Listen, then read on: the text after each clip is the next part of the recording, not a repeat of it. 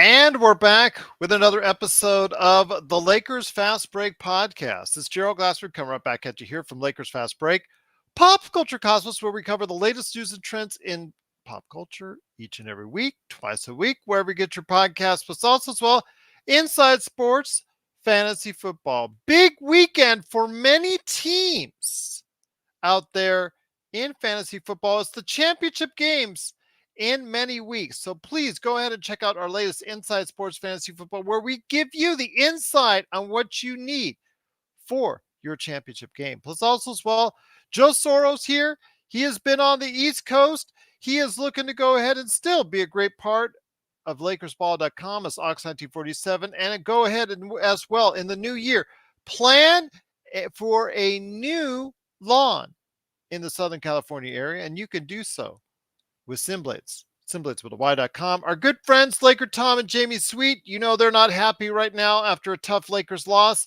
Go ahead and hear what they have to say at LakersBall.com. You know, as far as Lakerholics.com, of course, as well, Lakerholics.com with the number one Lakers blogger that's out there, Laker Tom, and Jamie Sweets with his 5 things articles. It is Lakerholics.com. Plus our good friends, Lakers in 5, Daniel Barry Sports Highlights. You know he's not happy, but go ahead and check out. You can help him out. You can help out Daniel Barry Sports Highlights by cheering him up a little bit with a subscribe, with a like. Go ahead and help him out there. Lakers in 5, same thing. Also as well, of course, our good friend Empire Jeff TV. He had great success the other night on one of his shows. So I want to go ahead and congratulate him on that.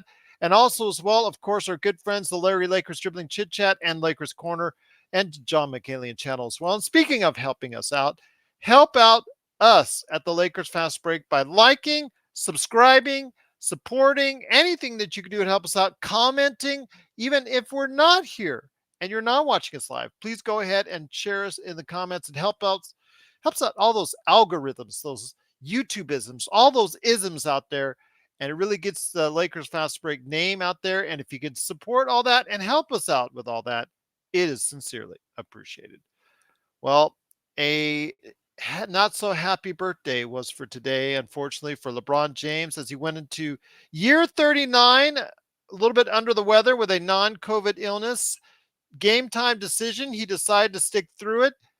And would the Lakers be able to give him a birthday present worth its weight in gold with a win tonight against the Timberwolves? They did play tough. The much maligned starting lineup, which even myself have questioned Ham for putting out there, did actually the job early on as they were led by 11, but unfortunately could not hold the lead. Various point in times, going back and forth, holding small leads behind by 5 or 6. They could just not keep in front of the Minnesota Timberwolves, partially due to some really poor shooting most of the way. Up until the fourth quarter, the Lakers were shooting 14% behind the arc and really were struggling until a couple threes down the stretch by Christian Wood, who came in and gave us a lift with 7 points and 5 rebounds finally in the fourth quarter after struggling early on. Also as well, Austin Reeves struggled pretty much all game long, and D'Angelo Russell unfortunately got injured late in the third quarter trying to take a charge, and we'll see what his status is. He also struggled as well. The bench did not give us what we needed, but it was the starting lineup of LeBron James and Anthony Davis that carried us almost to a victory. LeBron James, 10 of 21, not the greatest shooting days, but you know what? Under the weather, you got to expect that. 26 points from him, but Anthony Davis, 33 points, 17 rebounds, 8 assists, and 2 block shots, and 4 steals, almost miraculously guided the Lakers to a victory tonight over the Minnesota Timberwolves. But unfortunately, even a much highly speculated 2 that should have been a 3, in my opinion, didn't help the Lakers enough, as the Lakers unfortunately fall with some poor execution down the stretch, and they lose to the Minnesota Timberwolves 108-106 to go to 17-16. And here today to go ahead and talk about today's game, some great panelists indeed. He is out and about out there for the holiday period. It is the man behind Simblades with a Y.com. It is Joe Soro and Joe Ox1947. Great to have you here. I'm unmuting you now, my friend. A disappointing loss. Once again, I think some better execution down the stretch and a little bit better three-point shooting. And that's all we could have done. And that's all could have needed to make LeBron's birthday a little bit happier today. Well, I could continue the redundancy of the NBA officiating on how utterly useless and stupid they are, but I don't really want to go on a rant for the next hour because that might not be enough. They missed Actually, 4 straight calls they in the are first half. That was absolutely, terrible. and the word I've been using lately is abhorrent. Absolutely pathetic display of officiating at its highest level. I mean, being not being able to call a foul on a play is one thing, but not visibly seeing the foot having an area. I mean, you just zoomed in, didn't you? You zoomed in on that. You can see that there is a separation between his shoe and the line. That's what they do in the NFL. They even get that right. So I'm going to leave that at that because really what I want to discuss is I want to discuss the real issue with this team and the real issue with LeBron James. The issue with LeBron James isn't just this year. This has been a career long issue with him, and it's cost him titles. It's cost him big games in his career.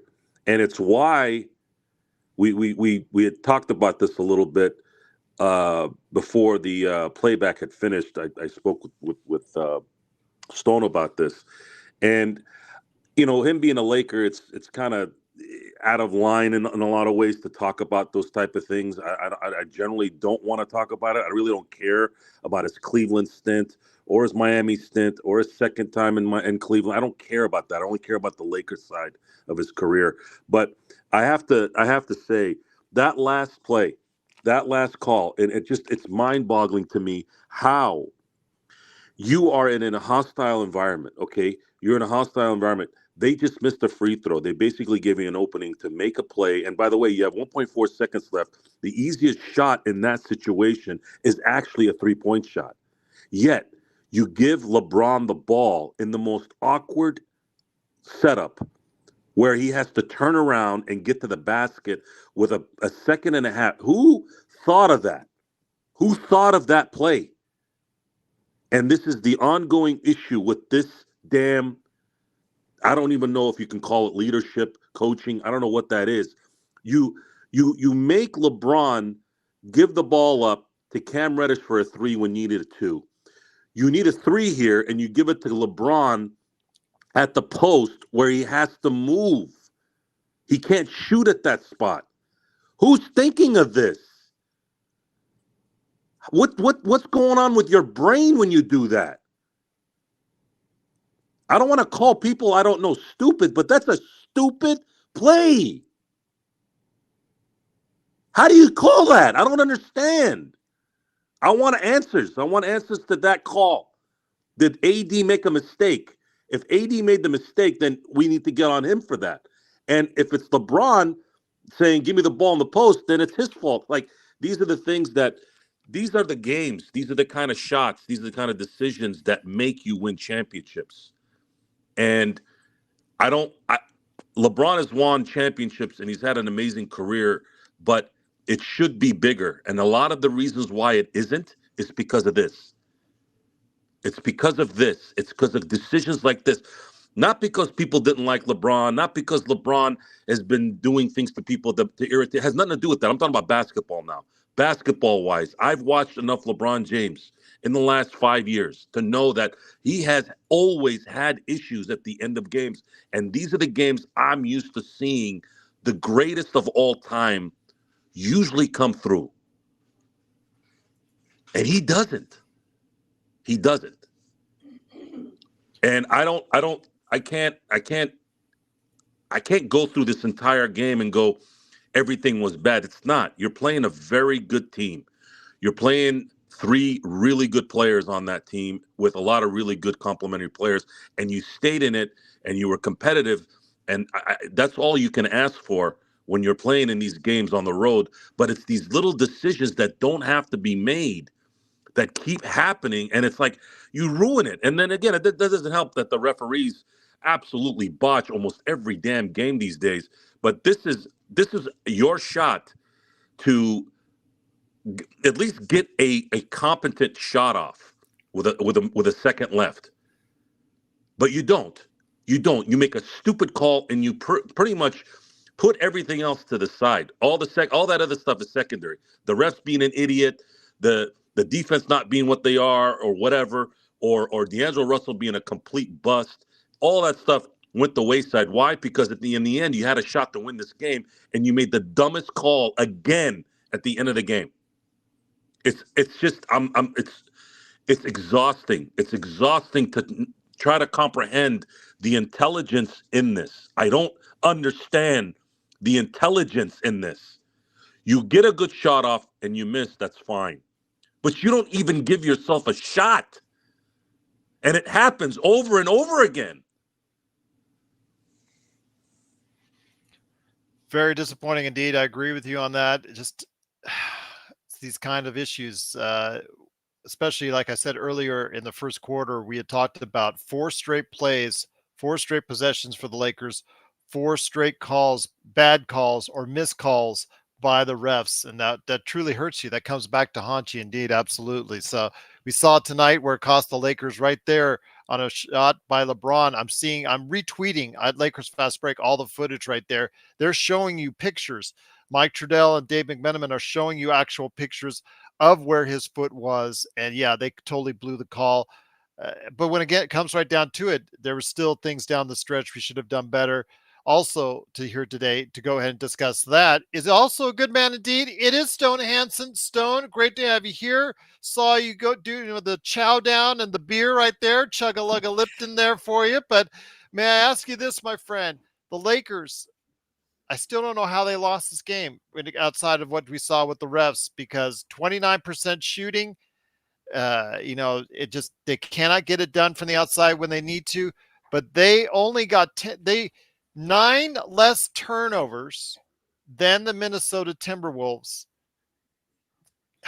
You got to take those opportunities when they come to you, my friend, and they just couldn't get enough done tonight. Yeah, Gerald, if you have a +9 on turnovers and you still lose the game, something's gone terribly wrong. Yeah, I mean, like you guys are saying too, there's things down the stretch, especially with the refereeing, that you know could have changed things. But at the end of the day, we shouldn't be putting ourselves in a position where we have to rely on those calls. I think they missed the call as well on that 3, but That I still would think, have only had them lose by 1 point. yeah, I think there's mistakes that could have changed the outcome that were within our control. And had we executed those in a different way, I think we could have won this game. So, yes, blame the refs, but at the same time, they're not why we lost this game. I don't think. We did this to ourselves. Um, so yeah, it's frustrating, especially because it was tied all the way down the stretch. We had opportunities. Um, I think LeBron made a really pivotal mistake when he was guarded by 2 guys going towards the rim, and instead passed it to Vando. He cannot hit a layup, especially when 2 defenders are right there. He should have taken his chances and gone for a foul or gone for a layup. I think either of those are more probable than Vando making that layup in that situation. Um, we had no plays down the stretch out of timeouts. The only reason this game was even why that call mattered so much down the stretch was thanks to a bailout, miraculous pass and miraculous 3 from AD to get us in a situation where that call was pivotal. But um, we cannot keep doing this for the rest of this season and expect to go very far. We have to be playing better. I mean, that's just what it is. We have to be playing better if we really want to consider ourselves contenders. There has to be better coaching, but we have to be playing better. Our players have to be making smarter decisions. We have to be shooting better than 29%. And for much of it, it was 14% of the game or under 20%. It's not sustainable towards winning a championship playing this way. And you have to be able to say, wishful thinking apart. You have to be able to put that aside and look at it objectively and say, this is not what we have that is going to win us a championship. There has to be something that changes because what we have now is not what it needs to be. So I think a lot of it is adjustments, but a lot of it is we have to execute better too. It's a combination of both adjustments being on the roster and coaching adjustments, but also execution of the players. I think was lacking tonight, and I think it needs to be more consistent. And I think that's how we win more games going into the next calendar year. Once again, it is the Lakers fast break. The Lakers do unfortunately lose 108-106. Remember, tomorrow's game is in New Orleans. It is less than 24 hours away. It is at a 4 p.m. Pacific Standard Time start time. So just want to let everybody know. Yes, Luland says another robbery in the NBA before the year ends. Joe, again, yes, you pointed out several times the refs, in my opinion as well, missed calls. We saw especially on that 2 to 3, which should have been a 3. But also, again, during the first half, there were several opportunities for them to make the right call and chose not to, just chose to bite the whistle as there were several hacks. You could clearly see on the replays. Those kind of things cost you in the end, but Stone may be right. And in fact, he is right when you say that the team should have never put themselves where they're dependent on the refs' calls in the first place, Joe. Yeah, unfortunately, folks, you have to understand that the Lakers have deficiencies in talent on this team. You're paying guys like Cam Reddish the minimum. You're paying guys like Wood the minimum, a little bit above the minimum. These guys are getting paid what they're getting paid to do. Matter of fact, they're probably underpaid for what they actually do. So I'm not going to sit here and harp on the talent discrepancy on this team. We already know that. We know that D'Angelo Russell, while I use the word bust, I didn't mean he's a bust. He's not a bust in the NBA terms, but he's a bust for what we need him here this year. Massive bust. And his contract's the only solace that we, in terms of possibly having something here in the near future to go our way on that. And I'll get into that probably on another time. And by the way, for those of you who want to come in with some sarcastic talk, make sure the stats that you spew, make sure you got the right information. Michael Jordan has the most buzzer beaters of all time with 9, and Kobe is second with 8, not LeBron James. And it doesn't matter if LeBron had 50 game winners before this night. He makes terrible decisions at the end of games. I've seen it for 5 years. 5 years. Okay. You don't believe me? A couple minutes earlier, he had the ball, was full steam ahead, going to the basket. And what does he do? He gives it to Vanderbilt, knowing he should know that Vanderbilt cannot make a layup to save him, his family, and his neighbor's life. Okay? Those are bad decisions. And those are decisions he makes a lot. A lot. It doesn't matter if you hit one game winner, okay, and then 4 bad shots. Okay, to me, that's a bad percentage. Okay, I want an opportunity for that ball to get in there. We don't even see that. That's the problem. That's how I'm going to explain this in English to everyone. It's not that they miss. It's that they don't even get a chance to shoot. You're not even giving yourself a chance to shoot. You're passing it to the quote-unquote right guy. What the hell does that even mean, to the right guy? The right play is making the shot. The right play is arguably the best player that's ever lived to take the mother effing shot. That's what you're supposed to do. So I don't know how much more evidence. I don't know how many different ways I got to paint this. Paint by numbers? Do I got to be Picasso? What do I got to be for you guys to understand the difference? Grow a brain, okay? I'm not making this up. I don't particularly want to be talking about this. I want to be talking about a Laker win, which it should have been.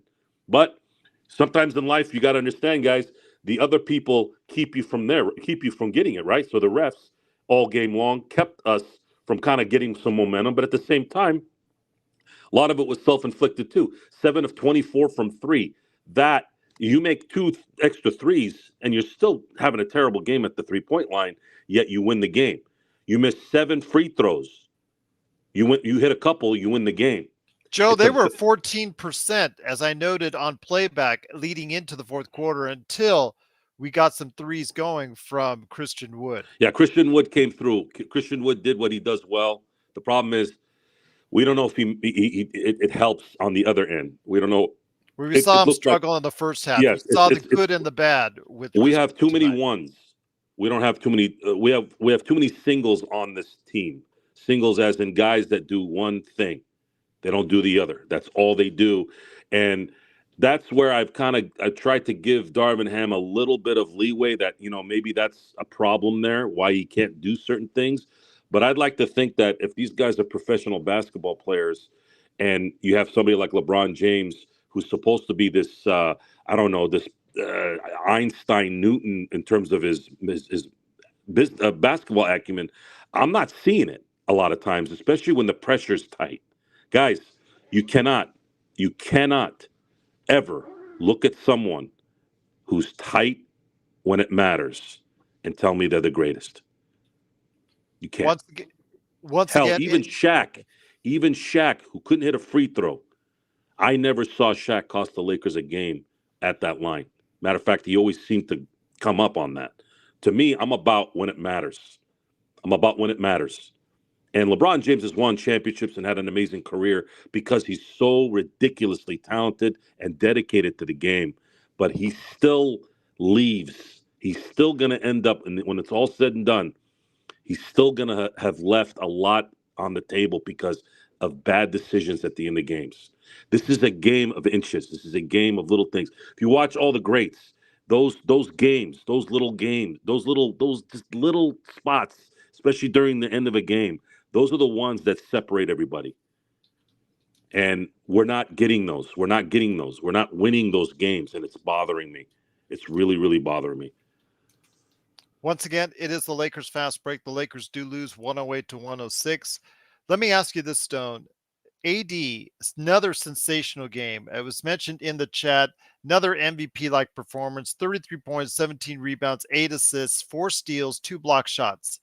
I'm going to say this, and I'm going to say this out loud. He has been playing at an extremely high level consistently for several weeks now. And this is something we as Lakers fans have been asking for quite some time. Joe, who at times has been the biggest defender of AD, has even said earlier this season that he was getting frustrated with AD because it was an up and down ride. Well, we've all gotten what we've asked for. He is seeing consistently high numbers, double-doubles consistently over the past, let's say 6 weeks. Let's call it around 6 weeks. Yet the Lakers have played some of the worst basketball outside of the NBA Cup in that 6-week span. So here, let me hear your thoughts on my friend on why AD is just, and also LeBron for that factor. LeBron 25, 7 and 7 with 40% 3-point shooting. We're getting all or a great deal from what we're getting from those two top players. How come we're still not getting it done, my friend? Because we only have those two players to rely on. That's the biggest issue. I agree with Joe in his sentiment that we need a third player. I disagree with Joe thinking that's all we need in order to be successful. I think that, as both you and Joe have pointed out, we have a lot of one-way players. I don't think you can go all the way with playing a lot of one-way players extended minutes. We need playoff rotation players. One-way players are not playoff rotation players. What makes someone a playoff rotation player is you can rely upon them to some level on both ends of the court, and we just don't have a lot of that. It's, can Cam hit his threes tonight? Can Vando stay on the court defensively tonight? It's a question any given night.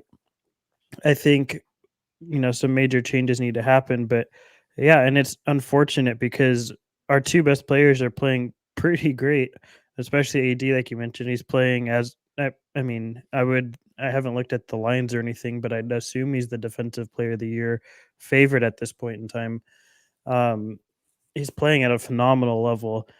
I mean, his defense ultimately, I think, in a lot of crucial moments, was what kept us in this game. Was AD's defense? Like he, very reminiscent of last year during the final 20-game stretch where we were trying to make the play in. AD is what got us there because of the defense, and I think tonight the only reason we got as far as we did and kept it as close as we did was because of the defense of AD. That was a catalyst for a lot of things. So I think we we're fools to squander this if you're the Lakers and their management and their coach. Uh, this you have two amazing talents that are playing excellent. You have them healthy, which is not always a guarantee. And as they're playing healthy, as they're playing great, I mean, your record is still like 500 ish. That's not good enough. You need to be taking advantage of what they're giving you, and the Lakers haven't been able to do that for a myriad of reasons. But it's extremely frustrating, and probably, I mean, frustrating for those two players, right? If you're giving your all every single night and you don't have enough help to get you over the hump to win these games at a consistent level, I'm sure they're having thoughts in the back of their head of like, why am I exerting this much effort in a regular season game when we're not getting the results of wins? I mean, I'm sure those thoughts are creeping into the back of their minds. So it's frustrating. You can't let talent like this just fall by the wayside and just be good enough to get to. I'm sick and tired of play-ins. I think they're a dumb concept to begin with, but the fact is they exist and we can't change that. And we're playing like we want to go back there for a third time. Um, the rest of the team needs to pick it up. LeBron's made crucial mistakes down the stretch. I agree with that, but as a whole, LeBron and AD are the only reason we're, you know, getting any wins this season. I think that we have to ask more out of the supporting players, and we're however many weeks in. This is the 11th week or something, and we haven't seen consistency from a whole lot of them. So I think that calls for some sort of change. Once again, it is the Lakers Fast Break. It is Gerald Glassford. Thanks so much for watching us. If you're a new viewer or if you haven't been on here very much, welcome. Truly appreciate you joining us. Please go ahead and like and subscribe to get the latest notifications on when we go live on the air with the latest Lakers Fast Break coverage. We unfortunately, for the first time in many weeks, could not go on yesterday, but we try to get you virtually every day the best coverage that's out there on the Los Angeles Lakers right here at the Lakers Fast Break. So please like and subscribe so you can get that notification when we're going on with the latest Lakers Fast Break. But the Lakers do lose 108 to 106. Reminder, the game tomorrow is on at 4 p.m. Pacific Standard Time. But Joe, let me get back to the game at hand today. One of the things that makes me continuously upset, when we try, or those that tried, and for a little bit of a reason, I could tell you that I tried to defend Jared Vanderbilt and also Cam Reddish being in the starting lineup. But even I admitted that their offense is just really making it harder and harder for them to go ahead and stay in that lineup. Cam Reddish, give him all the credit in the world. Minimum salary contract. I thought he was going to be a 13th guy. He's playing much better than that. And you know what? I hope he stays in the rotation. But obviously, your shooting guard cannot get you 5 points a game and you expect to do much with it, no matter how well he's playing on the defensive end. And today, it wasn't all that great because Edwards seemed to blow by Vando and Reddish at key opportunities. So I ask you this, my friend. Vando is the one I really want to go ahead and talk about in this stretch. Jared Vanderbilt is absolutely petrified when he goes to the lane, when he gets into the key, when he goes up for a layup or a dunk.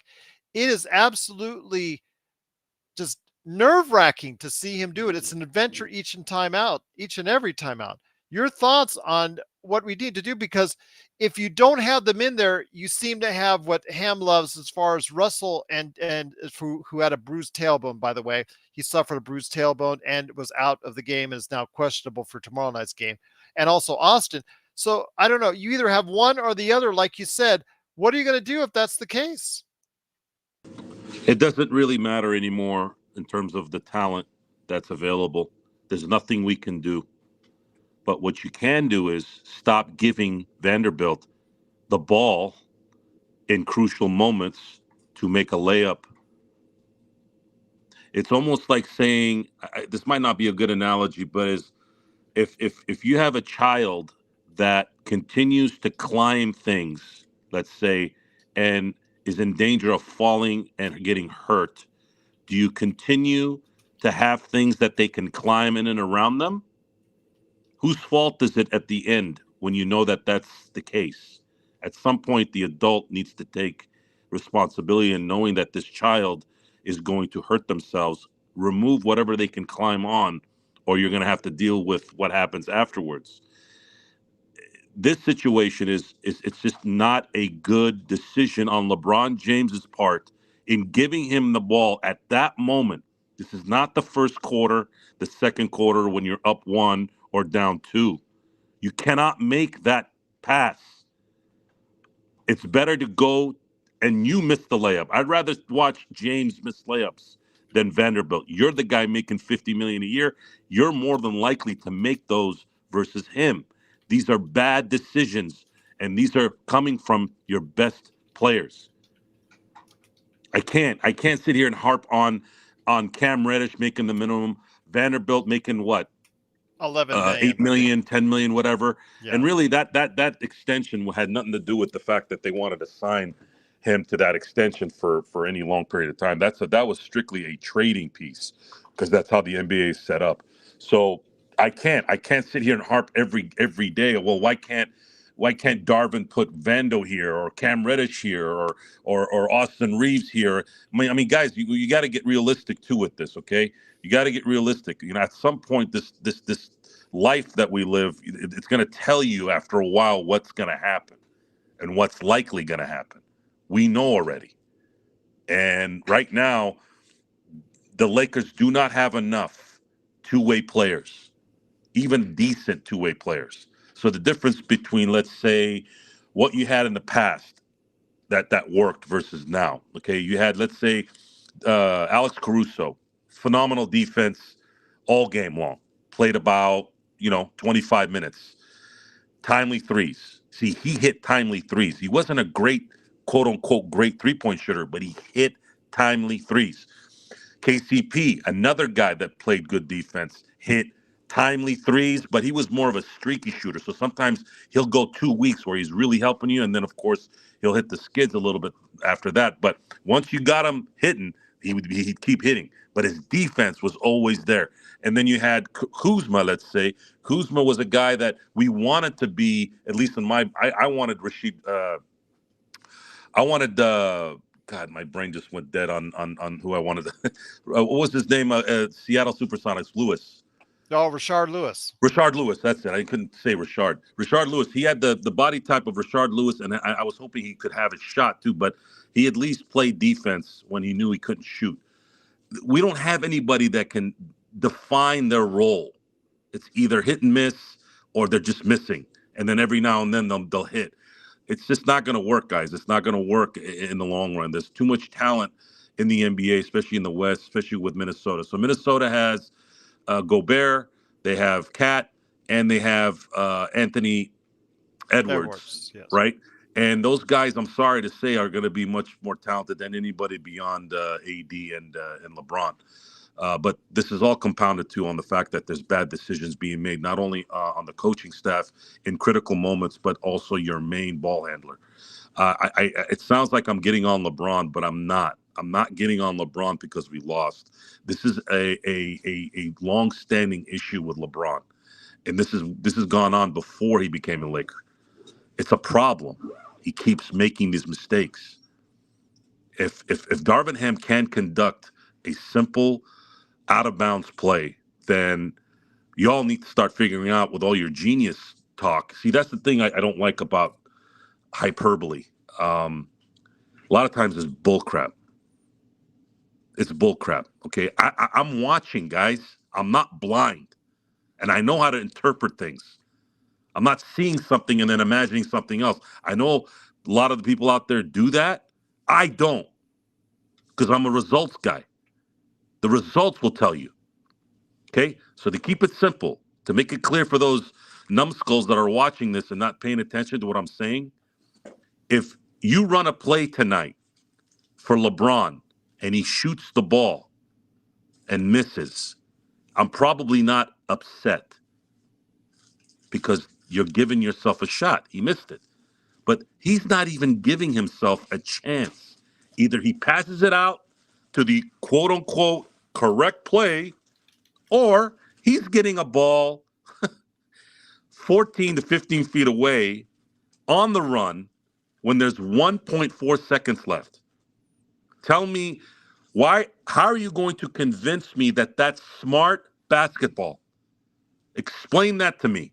How is that smart? And I'm going by the fact that Anthony Davis is not dumb, right? If you tell me, hey, Anthony Davis made a mistake giving him the ball there, okay, I want to hear that. But I haven't heard anything. I've been kind of paying attention to the post-game stuff. I haven't seen jack squat about that. So if he made a mistake, fine, I want to hear it right away. Because it looks like it wasn't. It looks like that was the call. And if that's the call, you need to be called out, and somebody needs to question your brain. Because it keeps happening over and over and over again. If you're the head coach, you need to tell LeBron, if LeBron's too scared, tell LeBron, you're taking the shot. You're taking the shot. Go to the hole. Take the shot. Stop passing to people at the three-point line when you need to win the game.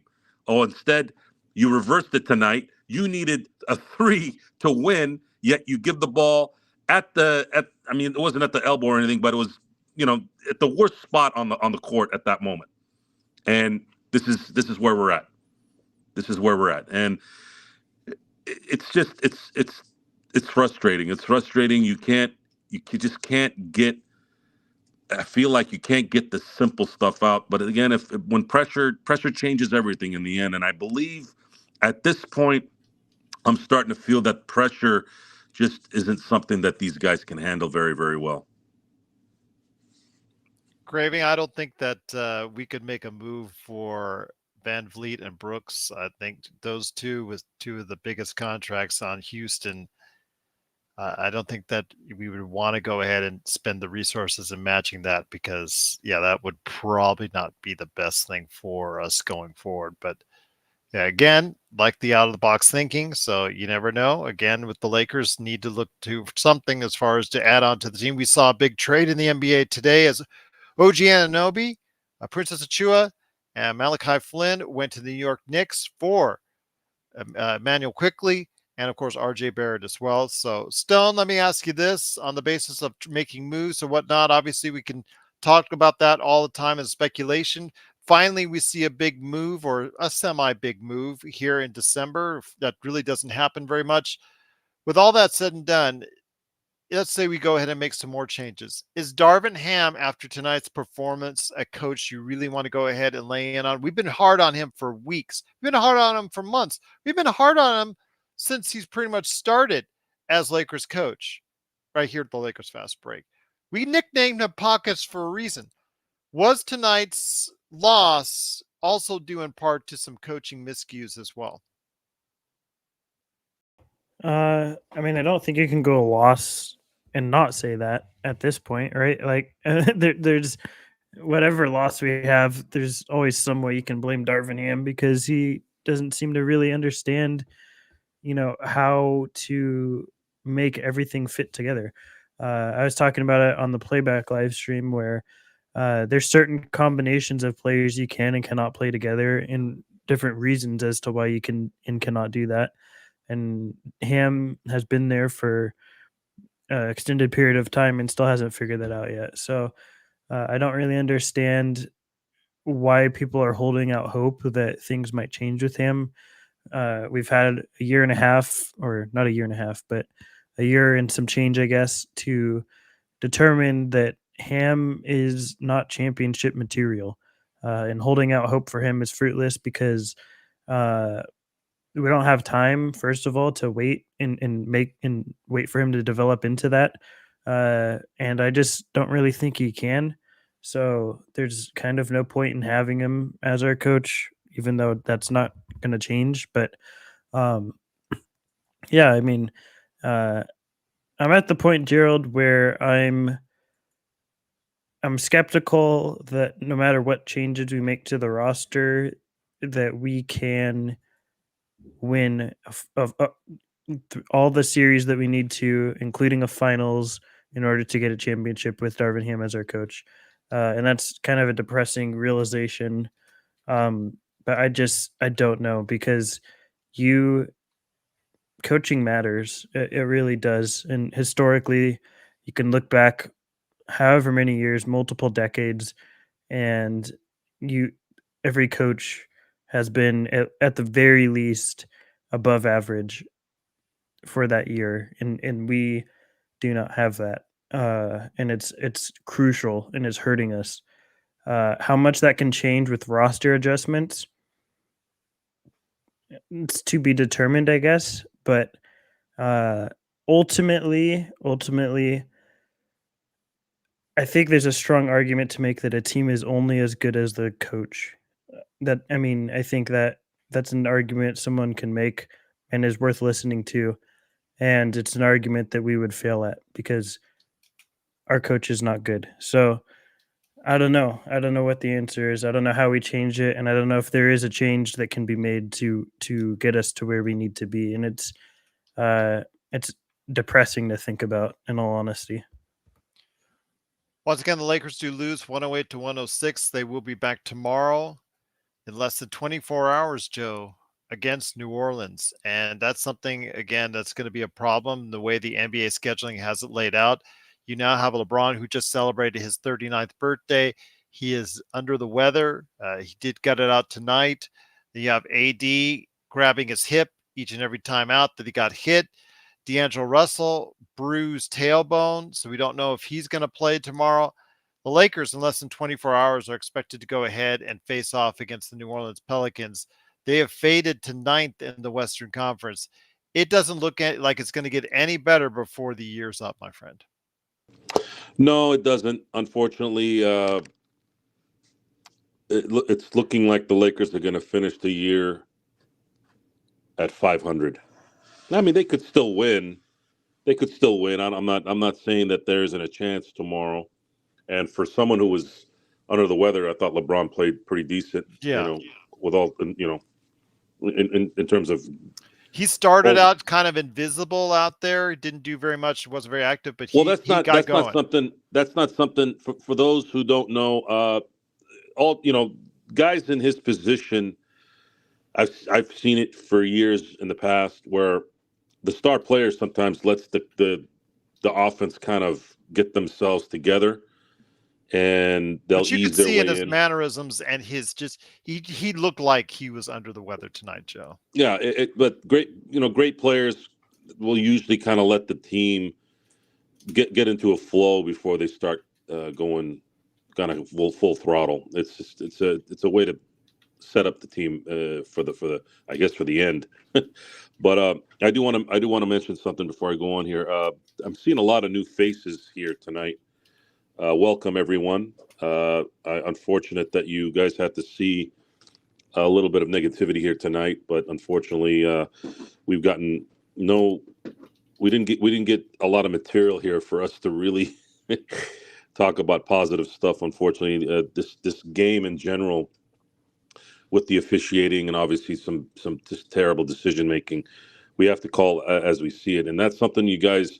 If some of you guys are first timers, we don't really we speak just as well when they're playing well, but we're pretty vicious when they don't play well, and we call it like we see it. Correct, and I want it to be clear that even when you lose, there's a correct way to lose. The correct way is you lose because the other team played better than you. That happens, or you just missed the shots that night. And that's usually how this is supposed to work. But the problem with the Lakers is there's too many self-inflicted wounds that they create for themselves by making bad decisions that they don't have to. And for me, if you don't have 2 and 3 different calls out of the timeout that can allow regardless of what the team looks like, 2 of your starters are all-time greats that are still balling. That should be enough for you to devise something to allow those guys to be competent, to make a play in moments like this. That's why you pay them the money you pay them, and that's why they're all-time greats. And when those things are not happening, it has to be the coach's fault. There's no other way. Now, if LeBron's making bad decisions on top of that, it's your job to say, stop passing the ball to someone else, get to the hole. And that's something that really needs to be discussed. We need a bullhorn on that. But unfortunately, we're not in a position yet. Hopefully soon, as more people like you come onto the show and give us a bigger platform, maybe down the road we'll be able to have a big enough of a signal to explain, to make that apparent. But as far as tomorrow, I'd like to think that they're going to be competitive. I hope they're not tired, but you never know. I know it's before the new year. I don't know. We're going to have to see how that goes. Life Collection Gaming. Hold on a second, guys. Let me see if I can answer this question. If the Lakers had Eric Spoelstra or Greg Popovich with this roster, do you think they would go to the finals? I would say probably yes. I'd say for sure Eric Spoelstra. Greg Popovich, he's Greg Popovich. I know, he's still one of the all-time greats, but I do believe Popovich might be overrunning his stay. I think he should have probably retired after. I'd say probably 2 years ago. I think that was probably a good spot for him to go. I know Gerald liked Becky Hammond to replace him. Looking back on it now, I'd say if she was going to get a shot in the NBA, that might have been the right time. What do you have to lose, Joe? What do you have to lose? Really, they're 5 wins, 5-22 or whatnot. Yeah, I have a theory that I don't think Buford and the gang thought that she was ready, or apparently that was the case. Yeah. Would be ready, because that was starting to go that route. You could kind of see the grooming, and I'm like, okay, they're probably going to give her a shot over there, and that's one spot where you could probably give her a shot and not have her completely fail, because the NBA is brutal to coaches. It's absolutely brutal to any coach, really 90% of the time. Spoelstra is guided by Pat Riley, and we don't really have a Pat Riley. I'm not saying Spoelstra isn't a good coach, but I think what helps Spoelstra be productive is the fact that people are scared to deal with Pat Riley's wrath if they go beyond Spoelstra. Well, we'll see what happens. Yeah, it would be better than what we have now if I had to make an easy answer to that question. It would be much easier to just have those guys use their talents, and I think it would work. But one thing that I do know is, if let's say we had an Eric Spoelstra as a coach, they'd still need a couple guys, preferably one being a third scorer, a consistent scorer, and then obviously and maybe another like big that could supplant AD to some degree, so that he isn't killing himself. So it's to say that this is going to be a roller coaster ride here the next 2-3 months. You're welcome, Life Collection, and welcome again on the show if you haven't been here before. Again, I want to thank everyone for who's new here. It's been best part of tonight is the fact that I've read 8 new names on here. Welcome, and of course Stone is here. You guys know how much respect I have for Stone, and obviously the hardest working man in podcasting, which is Gerald Glassford. We care a lot. Even if we weren't doing the show, we would still care. And that's where a lot of this comes from. It comes from caring. It's not to be a jerk on some podcast to get listening people to kind of like us. No, I'm you guys are going to find out very quick. We don't really do that here. I don't really need to get attention that way. We're here to hopefully down the road become a voice for the Lakers and for us to be competent at the same time too, because there's too much incompetence out there. Once again, the Lakers do lose 108 to 106. Stone, before we head on out, I want to go ahead and address something that Jefferson, and thank you, Jefferson. I truly appreciate a new voice as well here in the audience, pointed out to me on Twitter that there's a video going around on Twitter, and I'm actually watching it as we speak in regards to LeBron James looking very frustrated and annoyed at a play that Ham is drawing up on the timeout. There's also been rumors that Austin Reeves has not been very happy with the allotment that Ham has given him because Ham's recent comments about not playing Reeves more than 28, 29 minutes a game. And then talking about playing Prince more than that, things of that nature, et cetera. Just a lot of things that are going on with Darvin Ham at this point in time. But your thoughts when you hear that, because as you get to this point where the team is barely above 500 and what most people consider underperforming at this point in time, I have a feeling you're going to start hearing more and seeing more of this in action where there's more discontent, where there's more the Ham pep talk and the Ham motivational stuff is not working. It's working less and less. That seat may become a little bit warmer here in early 2024. Just saying it's a possibility. And that's what's giving me hope, Gerald, is that people love to say, oh, the GM, LeBron's the GM, he makes all the decisions. I don't think that's really the case for any player. I think superstars are consulted before decisions are made for teams, and with their blessing, certain moves are made, but I don't think that superstars necessarily run every aspect of teams. I do think LeBron's voice is still strong enough to where if he feels strongly enough that Darvin Ham should no longer be the coach of the Lakers, that might happen. And that's sort of what's giving me hope is if LeBron is discontent to the point where he just feels, I mean, we saw what happened with David Blatt when he was in the Cavaliers. LeBron is who changed that coach. LeBron, I don't think often makes decisions like that, and like people make him out to be. But I think he still has a voice loud enough, and if AD and the rest of the locker room were on his side, that the Lakers would genuinely listen to that. At least I'd like to think so, and they would say, our whole team no longer respects Darvin Ham as their head coach. Maybe we should make a change.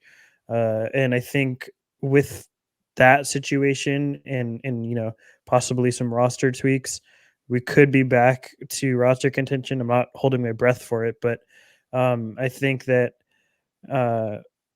that's what's giving me the slightest bit of hope at this point that I'm grasping onto is that LeBron still has a say in his old age that maybe that's enough to let go of him. That's the only thing I say. Like I agree with Zangerstein, the fact that there's still so much time and money left on the contract. But Zangerstein, to hold out hope for, like Stone says on that, maybe LeBron's voice at 39 means a little bit more, and that the Lakers, if he goes to the right spot or goes to the right person, whether it be Rob or higher, you never know. You will see if LeBron, if he does become dissatisfied, has real sway in the Lakers organization.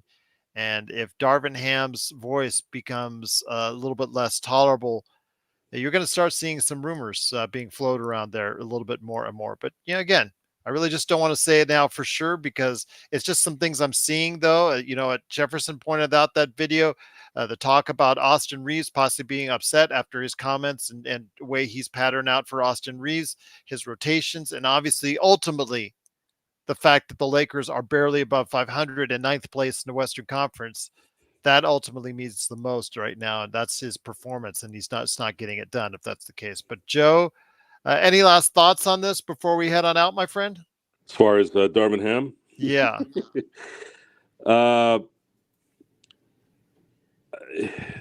we're not going to be able to solve this problem this year, unfortunately, folks. The Lakers would have to have a ready coach, someone that would demand respect and have the respect of guys like Anthony Davis and LeBron James. I don't know anyone. I don't know anyone out there, unfortunately. And the only way you get beyond the Darvin Ham deficiency is Rob's going to have to somehow figure out a way to get talent here. And that means Jeanie's going to have to make a commitment to relinquishing draft capital and possibly money. There's going to be talent available here in the next month and a half. It's a matter of will they risk getting that talent and paying that money to talent and giving it a shot, because there's obviously a way where it might not happen still. So that's usually the fear is, are we going to go after and get somebody that's got a big ticket in terms of pay, and are we going to be able to use that talent and win it? Because again, I'm going to say this again: if the Lakers don't win they don't win the NBA championship, it's over. Like this is a lost season. Doesn't matter if they go to Game 7; it's a lost season. Every year you don't win a championship with Anthony Davis and LeBron James is a lost season, and that's where we're at. And I just don't know. I don't know any other options. Life collection. I don't know of any. Terry Stott is the only coach that I know that was a head coach for a good amount of time that's available, but I don't know if he's the guy that you'd want to replace. I don't know if he would command the respect of LeBron James and Anthony Davis. So I don't know if that would work. I had discussed coaches in the past that I wanted, but that those guys are not going to be available anyways. You have to get lucky with maybe like a Will Hardy or some young the coaches like Chris Finch or like the coach in Oklahoma City, some young guy that just. But see, the young guys like let's say Will Hardy. Let's use him as an example. He's coaching guys that are likely going to listen. There's really no star in Utah. Those guys Chris are more Finch, though, doing a good job in Minnesota. At some point, guys like Karl Anthony Towns and obviously Rudy Gobert, you're going to have to start cleaning your act up, because they've been causing issues in terms of winning for so long. At some point, certain guys will be like, oh, look, man, I better start listening. Otherwise, I'm going to get blamed for this. Can't keep blaming Jimmy Butlers and ex-coaches to the point where, okay, well, all those guys are gone and you're still here, yet you're still losing. So this is the first year Minnesota's actually playing above their heads. And you have Anthony Edwards, who's kind of the engine, if you will, as well. But I'm still I'm still not sold on Anthony Edwards or Karl Anthony Towns as number ones.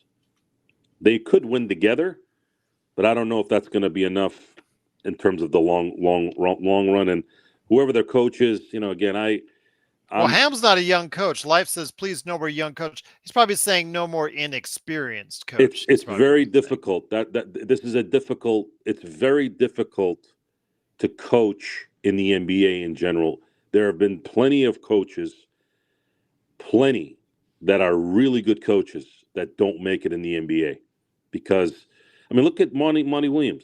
He's a decent coach. He can connect. He's a communicator. But obviously in Detroit, there's the issue with some talent there. Obviously, the culture there is really nothing. Detroit, it's funny because they're saying, bring back Vogel. Well, he's kind of busy, A, but B, his team isn't doing much better than the Lakers right now. Well, Vogel, not getting rid of Vogel for Darvin Ham was as stupid a decision as you could have made. Like if you were gonna fire Vogel, I would like to think that you were gonna upgrade the coaching, but they didn't. They actually might have made a lesser move. Initially, it was sounded like or looked like a lateral move, but there was so much disrespect So much disrespect for Frank. It was pretty sad, actually. You're talking about a guy that helped guide your team to a championship, and you treated him like worse than Ty Lue when you were offering him a 3-year deal when he wanted a 5-year deal. And then, of course, you keep hearing the same thing. Oh, we should have got Lue. We should have got Lue. It's like, everybody's a genius after the fact. Okay, they wanted Lue. He didn't want to come. Go ask him why he didn't come. At the end of the day, it still has. I'd like to just stick to the basics here. You got Anthony Davis and you have LeBron James. How about, can you just do some basic stuff, or are you that bad?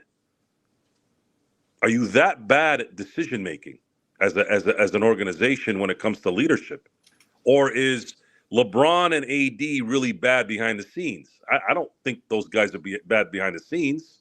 I mean, LeBron back in the day was kind of an obnoxious. He wanted Spoelstra fired. He obviously did what he did to Blatt, but in the end, that same ego that they have is what makes them great. That's kind of the double-edged sword when it comes to especially the NBA. You gotta be able to tap into that. So I don't know what the solution is at this moment, folks, other than the basic answer in terms of what can you control at this point. You can't really control the coaching, I guess, availability out there. There's just nothing that I see out there. Yeah. So we're gonna have to stick with Ham the rest of the way, whether we like it or not, because the Lakers penny pinch when they can, and that's the problem. They splurge on some things, but don't go all the way on the others, and sometimes it comes back to bite them in the ass in regards to the contracts that they sign. Not for their star players, but the ones underneath. And we see what's going on with the coaching right now as far as it's concerned. They go cheap on the coaching, and unfortunately, that's what you get. Well, at the end of the day, the reason why they go cheap on the coaching is because it's such a crapshoot on who's going to be good. They're not doing their homework. You look at. I'll use an example. Phil Jackson. Phil Jackson was an unmitigated disaster in New York, right? You know why he was a disaster? I'll tell you why. A man in his position, did you really think Phil Jackson, after all that he did, was going to go fly to high school gyms or sit and watch 13 hours of film like Stone did? No. Well, how the hell is he going to do his job? Now, to correlate that with someone like Rob Pelinka and Jeannie Buss, are they going to do that? Are they going to go and really dissect and see what coach is going to work here? No. And that's why they keep coming up lame on coaches, because they're getting Luke Walton, Byron Scott. I mean, they fell. The hilarious part about Frank Vogel is he was the third pick. They didn't really pick him. He fell on their lap because Monty Williams and Ty Lue said no. So they that's probably why people hate the Lakers. They fell. Like he fell on them, and they ended up winning a championship with him. It wasn't even their first or even their second pick. The Lakers, as great of an organization as they have been, and they have been great, there's one spot they have been dreadful, and that's coach picking. Absolutely and I don't count Pat Riley and Phil Jackson as picks. That's like somebody who gets the first overall pick. You fell in that. That was there. Kurt Rambis wasn't doing jack. Del Harris wasn't doing jack. Here's Phil Jackson, takes a year off between 98 and 99, and here he's available, wants to coach, and you get him. Pat Riley, he's replacing some guy who apparently decided he wanted to run the half-court offense versus a fast break with Magic Johnson. They didn't pick those guys. They fell in their lap. Maybe John Kudla, back when they were in the Minneapolis days, and maybe Bill Sharman. I'll give him Bill Sharman. Bill Sharman was a focused pick back then. Jack Kent Cook, the great Jack Kent Cook. That was the last time the Lakers picked a coach with some kind of preparation and kind of understanding of what they needed. So, again, guys, long story short, I know I've run my run here run a little too long here on this particular subject, but the Lakers, in terms of what they can control right now, they have to bring in some talent here between now and February. If they don't, it's Dunsky. They won't make it out of the second round. They might win the first if they're able to, let's say, get a 5th seed or something like that and upset a team. But they ain't beating Denver. They ain't beating Minnesota in a 7-game series. They're going to struggle at that point. And that's just the way it's going to go. Can I bring something real quick to your attention? Of course, yeah. I was going to go to you. Final thoughts, my friend, before we head on out, man. No worries. A major issue with this coaching thing is look at all the names you mentioned, Joe. What do they all have in common? Lakers ties. That Jeannie has Lakers nepotism. It's if you have a connection to the Lakers, that's who they want. The interesting thing is you're talking about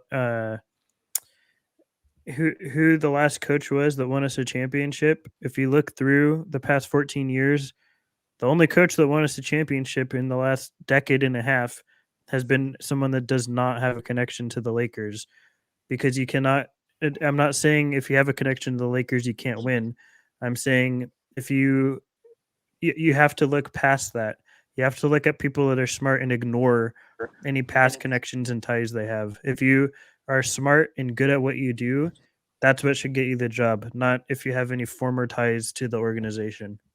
And the last coach that you can argue, again, I'm sorry, guys, for those of you who have been, first time watching this, guys like Stone, me, and of course Sean Grice, we're history buffs. We pay attention to this stuff. Bill Sharman was a Celtic. They brought in a Celtic because at that time they're like, man, we got to get whatever Bill Sharman knows in terms of tapping into this issue that they kept losing when it mattered. And there's a line in the show Entourage, and I'll leave it at this, and then let Stone finish up his bit. There's a great line, absolutely great line in the last episode. Ari Gold is the big agent guy there, right? And one of the characters on the show, I don't want to obviously do a spoiler in case you guys haven't watched it, but he says something to Ari. He goes, and you're always right, Ari. And Ari was always right in the 7 years of that show, 8 years of that show. And all this excitement and all this stuff going on to end the show and everybody's happy, Ari's response is, until I'm wrong. So if there's a lesson to be taught, it doesn't matter how many times you're right before. You have to look at every situation as its own situation. And sometimes going for what worked before might not work on that 9th time.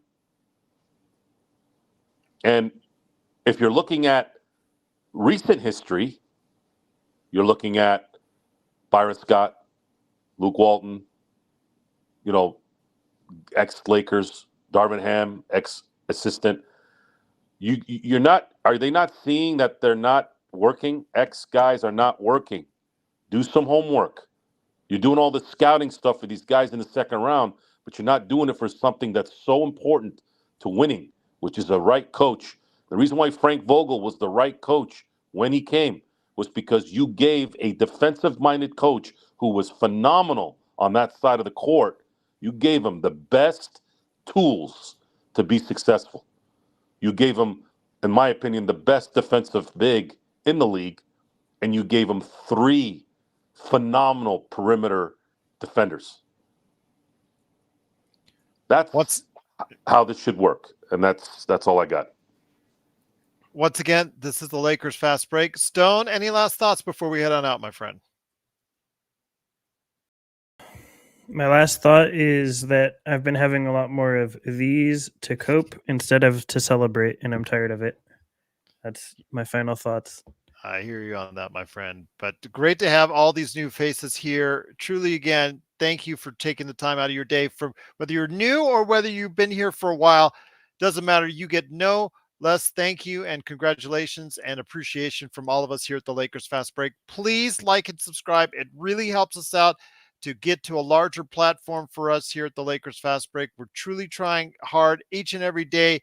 I know we missed yesterday for the first time in months. We truly do not want to do that. It was absolutely unfortunate for us to do so. So we are committed to try and be here as many days as we can, giving you the best Lakers content that's out there at the Lakers Fast Break. So for Joe Sorrell, Stone Hansen, it's Gerald Glassford. Thanks so much for watching, listening. Truly appreciate it. Arthur says, can the NBA overturn the call against the LBJ? I mean, the Lakers can protest on that, Arthur. Excellent question. Appreciate the super chat. Joe Stone, let me get you back on here for real quick. I don't know if what that will do if they overturn it, because they're still going to be down by 1, correct, guys? Would it really play into the actual ending of the game? They can't overturn it. It can come out in the last 2-minute report, and if the league stands by the call, the Lakers can file a grievance. But that's not going to overturn the result, unfortunately. So the most the Lakers can do is file some sort of grievance and get 1 point. Yeah, but it's not going to lead to anything, unfortunately. Yeah, most likely not. I mean, it still would only get them 1 point closer, and that's not quite enough, Joe Stone. I don't believe it.